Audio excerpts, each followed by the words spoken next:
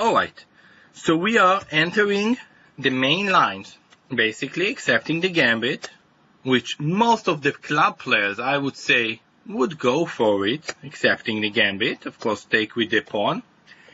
Before we start with lots of lines, and okay, there are thousands of games in databases with Smith-Morrow. I think if you count all of them, you will cross 10,000. Really lots of stuff, and we have like few hours to put the bet to get it in the best way that we can. I think first of all, understanding which type of structures we are about to see or we can see will give us a big boost. We will know which direction to look, and then we can see what's typical. Okay, seeing every possible continuation will be impossible unless this is going to be a 20 hours video. There are, first of all, two major systems to play. Major. Black is going to play e6 without d6, or it's going to play d6. So, if black going to play e6, we will see e6 and a6, and then maybe b5, knight will come to e7 or not e7. But even in this position, there are different systems. But the first one is whether we're going to see this move d6 or not, and how we're going to see it. Let's start with, first of all, a very clear line. d6 with g6. I like this idea, at least logically, to think about it for black. We mentioned before, if you remember, a game between Adams and Nunn. It's actually really coming in this line. Why to play e6 and create a weakness on that square, this pawn? Okay, black will play very similar. Get the bishop out to g7, and let's see what white can get done in this position. So this is d6, knight f3. By the way, again, we are going to see this move h3, not allowing the bishop to come out and so on. Before d6, what happens if black played the same way but not even moving a pawn? Knight c6, bishop g7. Okay, white can play very similar castle, h3, and basically get to similar position as before. Well, before I mean what we are going actually to see, with black playing d6 and then just normal play. That is one possibility for white. White also has another possibility, very interesting one, to play this e5, prevent black from, well, developing normally. And his main idea is that after take, he's going to take on f7, the big idea, and queen d5 check. Yeah, it's indeed a big idea, but not really that bad for black.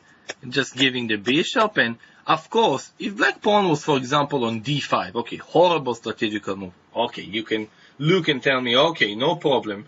There is huge pressure along the dark squares, this backward pawn, the bishop is bad. Okay, huge play. Yeah, but black's not going to play that. He's going to play exactly the opposite. Look how black logically should play.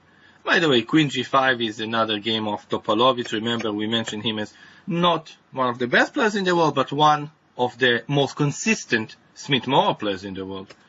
And this is his game against Cebalo, a well-known, respected grandmaster these days, playing much less, but in the 80s, 90s, strong grandmaster. Black, few hundred points higher, went on and won. Keeping the pawn on dark squares. This was from 95. Another way is, okay, the queen goes to g3. Similar way, black is not going to give away easily the dark squares. Okay, this was somewhat unclear position. It was actually a blitz player between, okay, white is almost 2500. Black should be okay. So, we will know the possibility about e5, but we will go with castle, knight f6. Now, we can choose. We can choose to play very similar to Adams' style. Queen e2, rook d1, h3.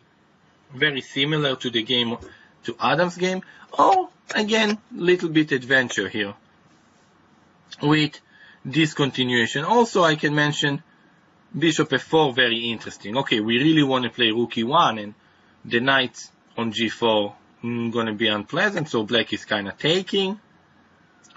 And now, if take with the knight, take, queen d5.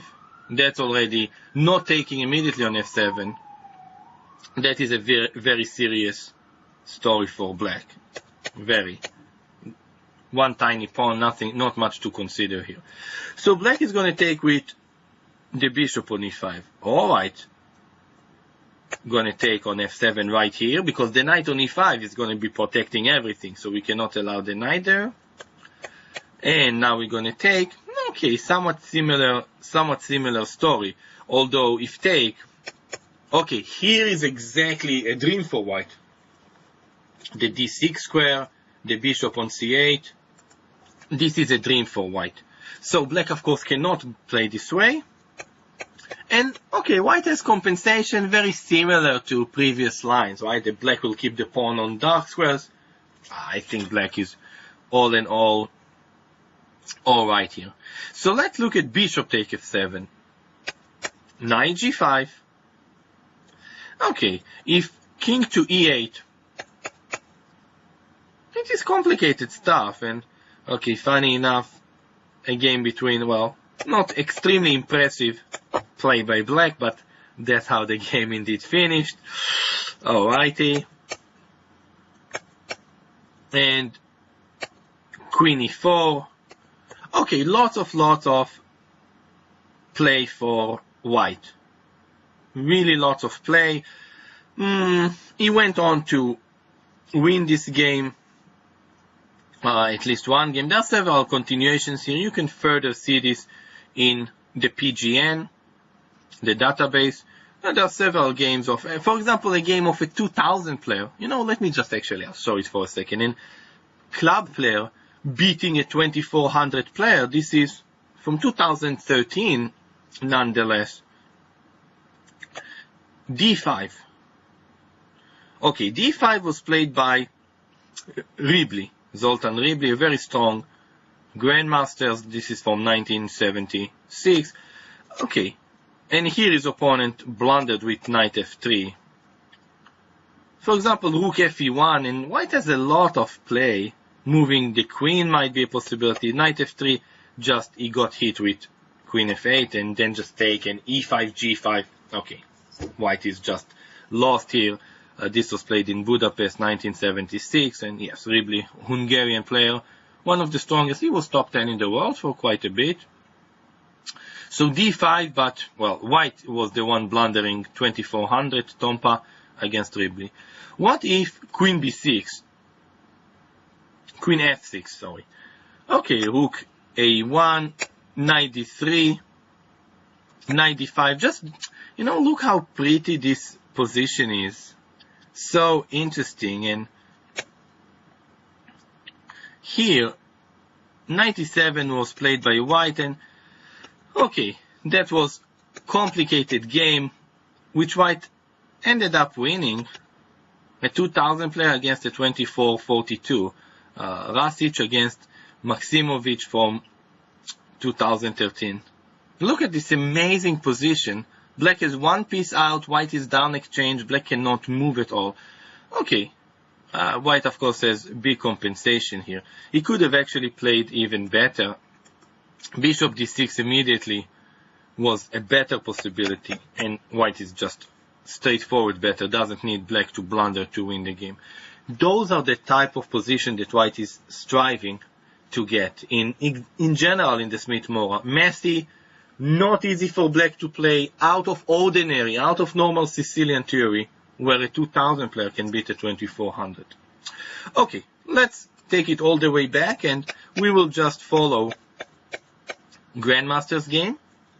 By the way, of course, bishop g4 once again, impossible. We don't want to allow this, of course, because of this check and this knight c3, knight g5, sorry, and queen take g4. Yes, when I kept mentioning before, looking at those lines. Let's just play queen e2 without e5. This is exactly what I meant. But now after knight f6, bishop g4 is actually a very serious idea out there. It will also come with knight d4. Okay, so h3. And rook d1. We will see again and again and again those types of position. White is just a pawn down, no checkmate attack. Just pressure on the open files. For example, e5 is a possible idea here. That's why knight d7 is a possibility. And white just develops normally. Nothing too dramatic. Captures, and now e5. Bishop d4 is another possibility. This is how the game went. Okay, I don't think black should really be suffering here. White will maybe win the d-pawn. It should be around equal. Nonetheless, white went on and won. Lee, a Norwegian player. I'm not certain if he made it to Grandmaster, but he's 25 and more these days. This is from 1999 when he was 22-40 playing against an unrated player in Gausdal, where they have a traditional tournament. Okay, so knight d7 we can at least understand the logic fighting against e5. I think is a reasonable move for black. Nunn, one of the strongest players in the world at the time of the game, in 92, in the 80s he was even, that was his peak, big Sicilian Najdorf player, played bishop d7, and this is against Adams that doesn't usually play this type of chess, but look, not that easy for black to move. Very simply not easy. White is preparing knight d5. Black played bishop e6. Actually here, white had a very straightforward way to play. Just take. That was jumping a bit too much. Let's go back to our position. White had a very straightforward way to play. Take on e6. Attack the queen. Attack the e6 pawn. If the knight moves, knight d8, knight d5, jumping knight a4, and the same story, knight to b6. So pretty much this was just winning for white. Also the way the game went, white got a lot of play here. Okay, white is somewhat better, and here played a very good move. If black will get to blockade, okay, he will have no big problemas. Okay, e7 is of course weak, but principally, that's what really black wanna go. d6, such a cool move, and okay, very, even tactically being backed, but the queen doesn't have that great square, and white is just putting pressure non-stop. Queen e7, rook e1, and white won in exchange, and went on to win this game. Adams against Nunn from Oviedo, 92. This is basically, I think, the model game for this system. Let's look at it again. Develop, no bishop g4. Once bishop g4 becomes possible, we play h3. Just put the pieces on the central files. Okay, this is the type of pressure that white is getting in the Smith-Morra. Not kingside attack. It's not the dragon. Oh, you give the h-pawn and you want a checkmate on the h-file. Not here. You give the d or c pawn and you play on open files in the center for reasonable pressure. Okay, let's go on to some more systems.